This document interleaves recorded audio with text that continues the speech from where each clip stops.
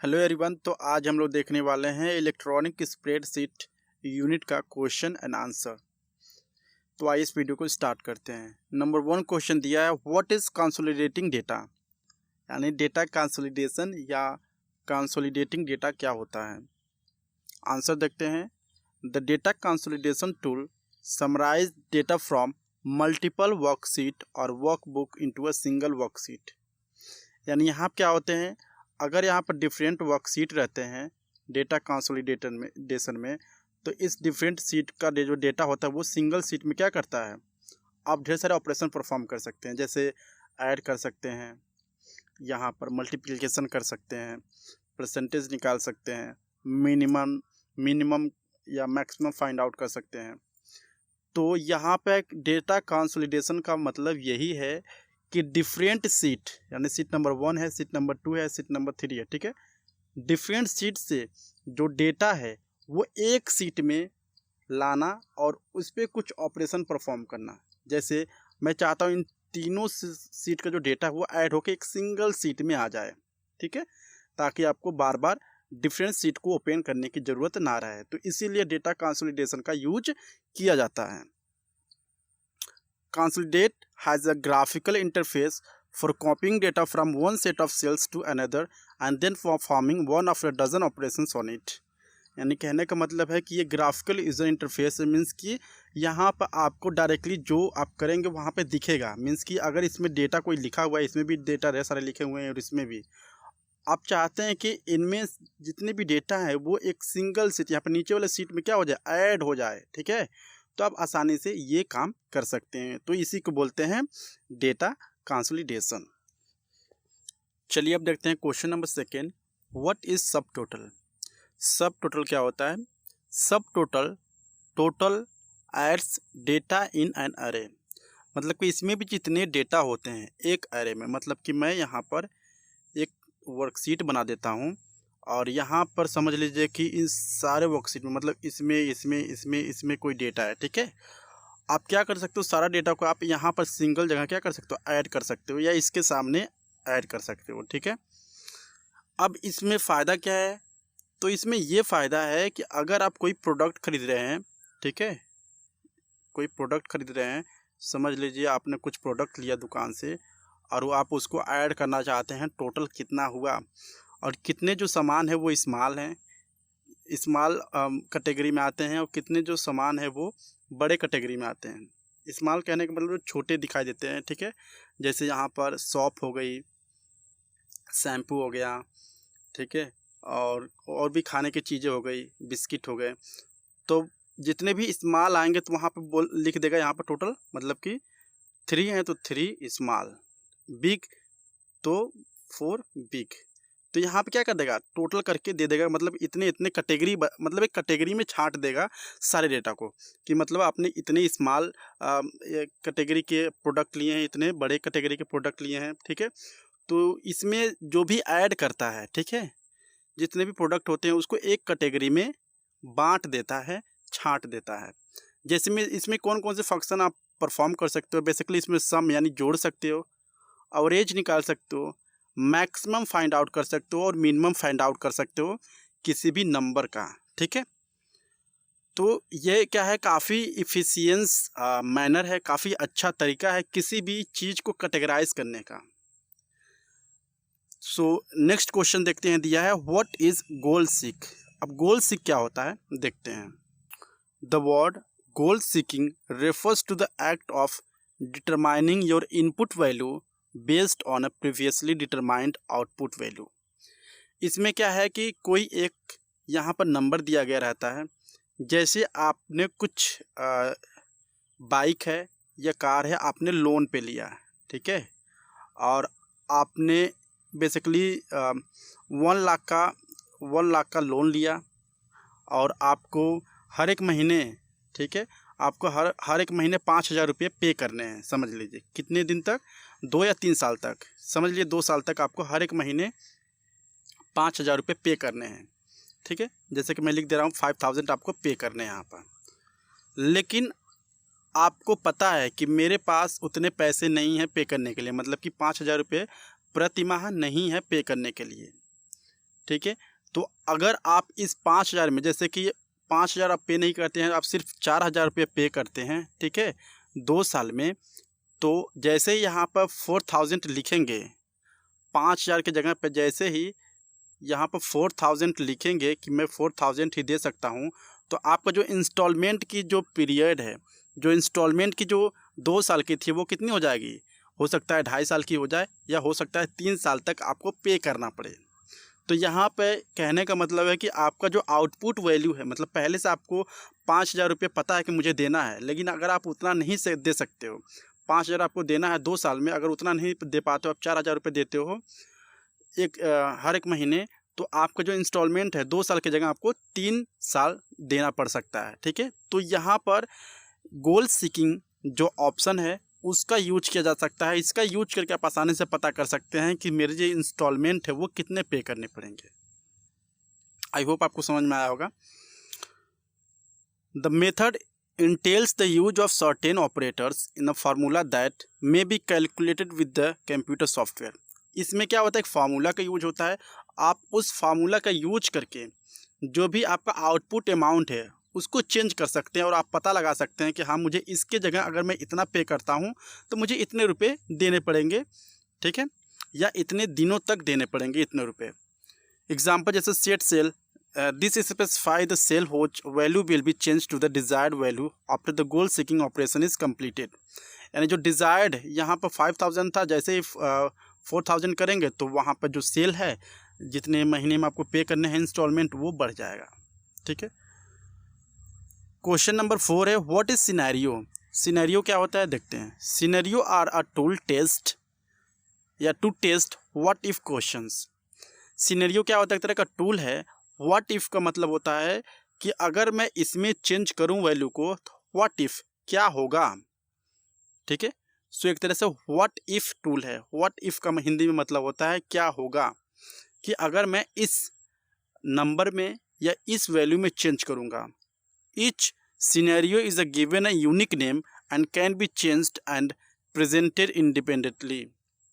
मतलब हर एक सिनेरियो के पास एक अलग यूनिक नेम होता है, और उसका अलग अलग क्या होता है, कैलकुलेशन होती है। जैसे मैंने एग्जांपल दिया, जैसे आपने यहाँ पे कार लोन लिया, ठीक है, 5 लाख का, और 5 लाख का आपने कार लोन लिया, ठीक है। सिनेरियो आपको पता करना है, तो आपको यहाँ पर सिनेरियो बना सकते हो कि 5 लाख आपने लिया है, तो कितने % आपको इंटरेस्ट देने हैं, कितने महीने इंस्टॉलमेंट देने हैं, ठीक है, और क्या कितने खर्चे आपके फ्यूल में आते हैं, समझ में आ गया। और लास्ट में पूरा टोटल होके आपको कितना पैसे पे करना पड़ रहा है, टोटल आपका खर्चा कितना हो रहा है। तो अलग अलग सिनेरियो आप इस तरह से क्रिएट कर सकते हो। अगर आप 5 लाख का लोन लिए हो तो आप इतना 12% पे करेंगे, तो कितना इंस्टॉलमेंट कितने दिनों में पे करना पड़ेगा। अगर यही अगर 2 साल में पे कर रहे हो, अगर 5 साल में आप इसी पैसे को पे कर रहे हो, तो आपको कितने पैसे देने पड़ेंगे। तो अलग अलग सिनेरियो बनाकर, ठीक है, यहाँ पर रखा जाता है व्हाट इफ टूल्स में। Question number 4, what is solver. Solver क्या है। सॉल्वर बेसिकली काफ़ी आसान तरीका है इसमें, कि अगर हम किसी भी सेल की वैल्यू को चेंज करना चाहते हैं, ठीक है, गोल सीक में बेसिकली हम लोग सिर्फ एक वैल्यू को चेंज कर सकते हैं, लेकिन सॉल्वर में यहाँ पर होता है कि हम लोग किसी भी कोई भी डेटा है उसमें क्या कर सकते हैं, 2 से 3 या मतलब 1 से ज़्यादा सेल के वैल्यू को चेंज कर सकते हैं। पढ़ते हैं पहले। The solver option in the tool menu is essentially a more advanced version of goal seek. यानी गोल सीक का ये एडवांस होता है। The solver on the other hands deal with the equations involving several unknown variables. It means to minimize और maximize the result based on a set of rules that you specify. इसमें क्या करता है, आपको कुछ condition देने पड़ते हैं किसी वैल्यू पर, कि मुझे इसके जगह अगर मैं इतना से इतना कंडीशन दे रहा हूँ, इतने मार्क्स है, तो वहाँ पे क्या इफेक्ट पड़ेगा। तो ये सॉल्वर में कर सकते हो आप। क्वेश्चन नंबर 6 है, differentiate between relative and absolute hyperlink. Relative and absolute hyperlink के बीच में क्या कर रहा है, डिफरेंस पूछ रहा है। तो देखते हैं। An absolute hyperlink will stop working only if the target is moved. जो एब्सोल्यूट हाइपरलिंक होता है बेसिकली, अगर उस लिंक पे क्लिक करते हैं और उस लिंक पर जो भी चीज़ें लिंक की गई हों, जैसे कोई भी फाइल लिंक किया गया हो, अगर उस फाइल को हटा दिया जाए तो वो लिंक काम बिल्कुल भी नहीं करेगा। Suppose you have two spreadsheet in the same folder link to the each other and you move the entire folder to a new location and relative hyperlink will not break a line. मतलब कि कोई भी folder है, अगर आप उसको हटा दोगे तो वो काम नहीं करेगा। एब्सोल्यूट हाइपरलिंक क्या होता है, उसमें फुल एड्रेस होता है, जैसे https www.google.com, ठीक है, ये पूरा फुल बोल सकते हैं URL है। लेकिन रिलेटिव में क्या होता है, फुल URL नहीं होता है, वो डायरेक्टली www से स्टार्ट होता है, ठीक है, google.com। https नहीं रहता है उसमें। क्वेश्चन नंबर 7 है, how can we rename a worksheet in a spreadsheet. अब यहाँ पे बहुत ही आसान चीज़ें पूछ रहा है कि आप किसी भी वर्कशीट का रीनेम, मतलब कि कोई नेम पहले से दिया गया उसके नाम को कैसे चेंज कर सकते हो। There are 3 ways you can rename a worksheet. यहाँ पर 3 तरीके हैं जिसका यूज करके आप किसी भी वर्कशीट को रीनेम कर सकते हो या उसके नाम को चेंज कर सकते हो।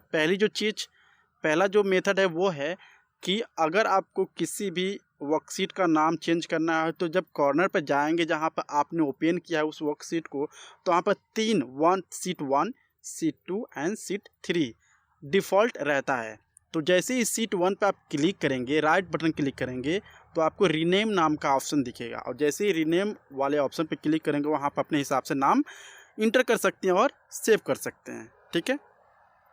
दूसरी जो चीज़ है कि आपका फाइल फोल्डर कहीं पर रखा हुआ है, वहाँ पर भी राइट बटन क्लिक करके आप उसको चेंज कर सकते हो, ठीक है। और यहाँ पर और हम बोल सकते हैं मेनू में भी जाके आप यहाँ पर आसानी से रीनेम कर सकते हो। रीनेम का मतलब यही है कि आप किसी भी फाइल का नाम चेंज कर दो, उसको बोलते हैं rename. Question number 8, explain feature and use of record changes. Record changes का फीचर और यूज बताइए। रिकॉर्ड चेंजेस का पहले इसको देखते हैं। Calc offer feature that allow you to keep track of what data was modified. यानी यहाँ पर रिकॉर्ड चेंजेस का मेन फीचर यही होता है, यही पता लगाने के लिए यूज होता है कि अगर किसी भी वर्कशीट में कहीं पर डेटा को चेंज किया गया है तो उसको कैसे पता लगाया जाए। अगर कहीं भी डेटा को चेंज मतलब कोई कर दिया है, आप उसको पता लगाना चाहते हैं कि इस वर्कशीट में कहाँ पर डेटा चेंज हुआ है, तो आसानी से रिकॉर्ड चेंज फीचर का यूज करके उसको आसानी से आप पता लगा सकते हैं। व्हेन इट वाज अपडेटेड, और कब अपडेट किया गया वो टाइम भी आप पता लगा सकते हैं आसानी से। ये यहाँ पर फीचर है इसकी रिकॉर्ड चेंजेस की। When it was updated, who perform the modification and which cell it happened it. यानी ये भी पता लगा सकते हैं कि कौन चेंज किया और किस सेल में इसको चेंज किया गया है। A coloured border appear around a cell where changes were made. यानी जहाँ पर समझ लीजिए यहाँ पर 10 लिखा हुआ है और जैसे ही कोई इंसान 10 की जगह पे 9 कर देगा तो उसके चारों तरफ क्या हो जाएगा, रेड कलर का यहाँ पर बेसिकली बॉक्स बन जाता है, रेड कलर का अराउंड सेल बन जाता है और इससे ये इंडिकेट करता है कि ये जो डेटा इस सेल की वो चेंज किया गया है। क्वेश्चन नंबर 9 है, what is the purpose of adding comments. Adding comments का क्या पर्पज है। Comments from reviewer and author can be added to explain their changes. मतलब कमेंट का मतलब यही होता है कि जो चेंजेस हुआ है, ठीक है, जिस सेल में वो क्यों किया गया है उसको एक्सप्लेन करने के लिए कमेंट का यूज किया जाता है। क्वेश्चन नंबर 10 दिया, how can we add comments to the changes made. यानी जहाँ पर चेंज किया गया है अगर हमें वहाँ पर कमेंट को ऐड करना है तो हम लोग किस तरह करेंगे। तो सबसे पहले क्या करेंगे, select the cell that has been changed. सबसे पहले जहाँ पर चेंज किया गया है उस सेल को सेलेक्ट करेंगे। दूसरा जो यहाँ पर स्टेप है वो है सेलेक्ट, एडिट पे जाएंगे, चेंजेस पे जाएंगे और वहाँ पर आपको ऑप्शन दिखेगा comments from the drop down menu, उस पर क्लिक करेंगे, ठीक है। जैसे ही क्लिक करेंगे तो वहाँ पे एक डायलॉग बॉक्स ओपन होगा, ठीक है, और इसके बाद से आप क्लिक ओके, वहाँ पे डायलॉग बॉक्स जैसे ही ओपन होगा वहाँ पे कमेंट आप लिख देंगे कि हाँ ये इसलिए इसको चेंज किया गया और यहाँ पे ओके क्लिक कर देंगे तो आपका जो कमेंट है वहाँ पे राइट हो जाएगा, ऐड हो जाएगा। क्वेश्चन नंबर 11 है, explain features of accepting and rejecting changes. यानी क्या फीचर्स होते हैं एक्सेप्टिंग एंड रिजेक्टिंग चेंजेस। कहने का मतलब है कि अगर कहीं पर आपका जो डेटा है वो चेंज किया गया है और आप रिव्यूअर हैं, रिव्यूअर का मतलब कि उसको जांच करने वाले, चेक करने वाले कि जो डेटा है वो सही से, जो चेंज होना चाहिए वो सही से हुआ है या नहीं हुआ है। तो अगर वो डेटा सही से चेंज हुआ रहेगा तो आप उसको क्या करेंगे, एक्सेप्ट कर लेंगे कि हाँ आपका जो डेटा है वो सही से चेंज किया गया है। तो आप क्या करेंगे, उसको एक्सेप्ट कर लेंगे। ठीक है, एक्सेप्ट यानी ACCEPT, एक्सेप्ट वाले ऑप्शन पे आप क्लिक कर देंगे। जैसे ही उस बटन पे क्लिक करेंगे आप जो डेटा है वो सेव हो जाएगी। ठीक है, अगर जो आपने किसी को चेंज करने के लिए डेटा दिया है और वो गलत फिल कर दिया है और आप चेक करते हैं कि हाँ नहीं वो डेटा गलत है, तो आप उसको क्या कर सकते हैं, रिजेक्ट कर सकते हैं कि हाँ ये जो डेटा है वो गलत है, और फिर से उसको दे सकते हैं डेटा को फिल करने के लिए सही सही। The beauty of the recording changes mechanism becomes apparent when you receive a worksheet with changes.